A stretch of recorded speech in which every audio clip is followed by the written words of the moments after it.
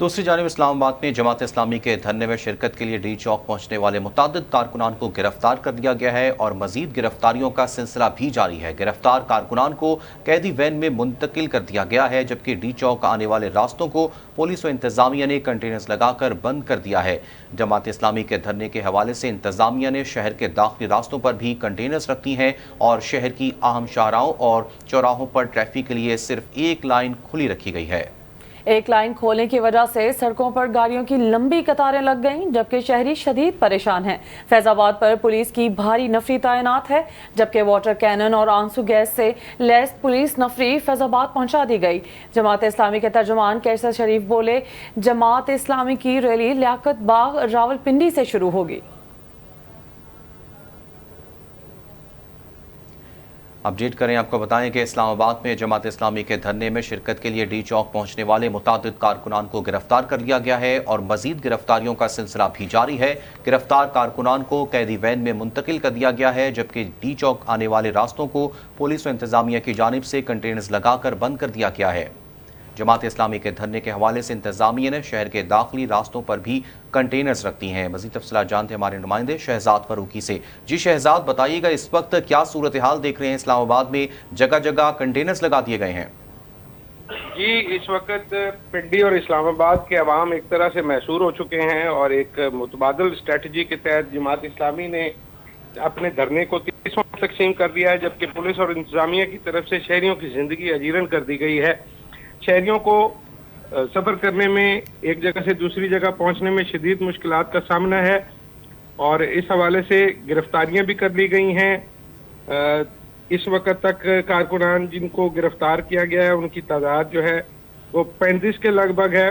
नमाज जुमा के बाद ये मामला शुरू हुआ और इंतजामिया ने कंटेनर लगाकर रास्ते बंद किए। उससे पहले मेट्रो की जो सर्विस थी वो भी मुअत्तल कर दी गई इस्लामाबाद की हद तक।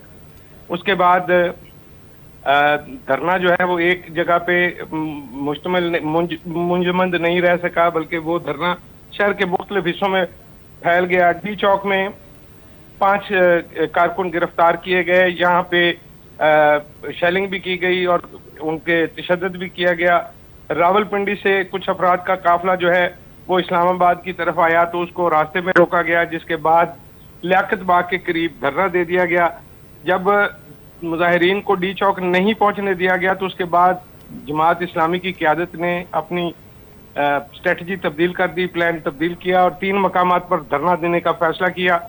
मरी रोड पर लियाकत बाग के करीब धरना देने का ऐलान किया गया, जिसमें डॉक्टर उसामा रजी, नायब अमीर सूबाई और ज़िलाई क़यादत उसमें शामिल थी। जबकि 0 पॉइंट पर दूसरा धरना, जहां पर अमीर जमात इस्लामी हाफिज नईमुर रहमान क़यादत कर रहे थे, जबकि नायब अमीर लियाकत बलोच, मियां मोहम्मद असलम, सूबाई और इस्लामाबाद की क़यादत शरीक हुई।